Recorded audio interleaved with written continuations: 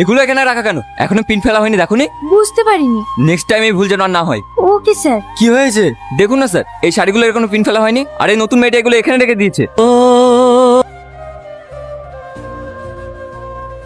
তুই এখানে কাজে লিখেছিস? হ্যাঁ, তাহলে এই শপিং মলটা তোর? হ্যাঁ।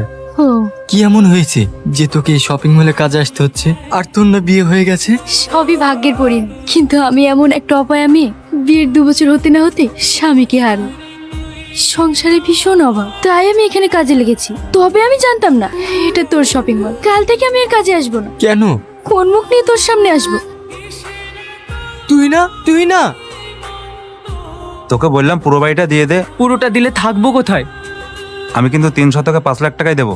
ভাই তোমাকে তো সবই বললাম, তুমি 5.5 লাখ করে দাও। পারবো না, তাহলে তুই অন্য কোথাও দেখ। সবকিছু শেষ করে এখন বাড়ির জমিটাও বেচতে বসেছে। বন্ধনের লোনটাও যদি ঠিক মতো শোধ করতে, সেখান থেকেও কিছু টাকা নেওয়া যেত, সেটাও ঠিক করে শোধ করলো না। চুপ করো তো। ঠিক আছে, আমি ওতেই রাজি। তুই এখানে কি করতে এসেছিস? এই বাড়িতে কোনো চোরের জায়গা নেই, বেরিয়ে যা এখান থেকে। মামি, আমি এখানে থাকতে আসিনি। মামা, তোমাকে এই বাড়ির জায়গা বেচতে হবে না। পল্লবীর বিয়েতে যা খরচা হবে সব আমি দেবো। তুই এতগুলো টাকা? আমি যে শপিং মলে কাজ করি, সেই শপিং মলের মালিকই ও। তুমি পল্লবীর বিয়ে নিয়ে কোনো চিন্তা করো না, আমি সব ব্যবস্থা করে দেবো। একদিন অনাথ বলি এই ছেলেটাকে কতই না কষ্ট দিয়েছো, কতই না অত্যাচার করেছো, আর আজ সেই তোমাদের বিপদে পাশে দাঁড়াচ্ছে। এর জন্যই বলে কাউকে ছোট চোখে দেখো না, উপরবেলা চাইলে সবাইকেই বড় বানাতে পারে। শুনেছিস রেশমির নাকি বিয়ে লেগে গেছে? ওর কি ভাগ্য, ছেলেটা নাকি আর্মি চাকরি করে। কি রে, কথা বলছিস না যে? কি ভাবছিস? কিছু না, আজ তোর জন্য আমাকে স্কুলে আসতে হলো। মামা মামি আজও আমাকে বকাঝকা করবে।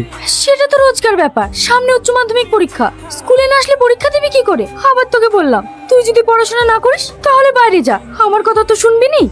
বাইরে গেলে তোকে ছেড়ে থাকতে পারবো না যে। তাহলে পড়ে পড়ে মার খা। বাবু, বাবু চাটা খেয়ে যা। পরে খেয়ে নেবো। না খেয়ে খেয়ে শরীরের অবস্থাটা কি করেছিস? রিয়াজ কোথায়? ও নাকি আজ গ্যারেজে কাজে যায়নি? গ্যারেজ বন্ধ করে তোমার ভাগ্নি স্কুলে গেছে, পড়াশোনা করে নাকি জজ ব্যারিস্টার হবে। তোর ছেলেকে এত বারণ করা সত্ত্বেও স্কুলে যাচ্ছে? কত কষ্ট করে কাজটা দেখলাম, সব হয়েছে তোর আজকারা পেয়ে। আমি আবার কি করলাম? ও স্যাররাই বলে ও নাকি পড়াশোনায় ভালো, তুই না ওকে জোর করে নিয়ে গেল। ওই দেখো তোমার জজ ব্যারিস্টার ভাগ্নে আসছে। এই তোকে আমি বলিনি স্কুলে যাবি না? গ্যারেজে কাজ কামাই করে স্কুলে যেতে নিষেধ করেছি না? বল, পড়াশোনা করে জজ হও না? জজ?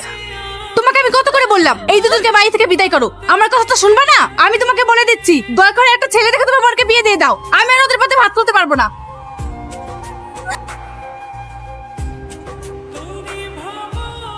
কাঁদিস না, সব দোষ আমার।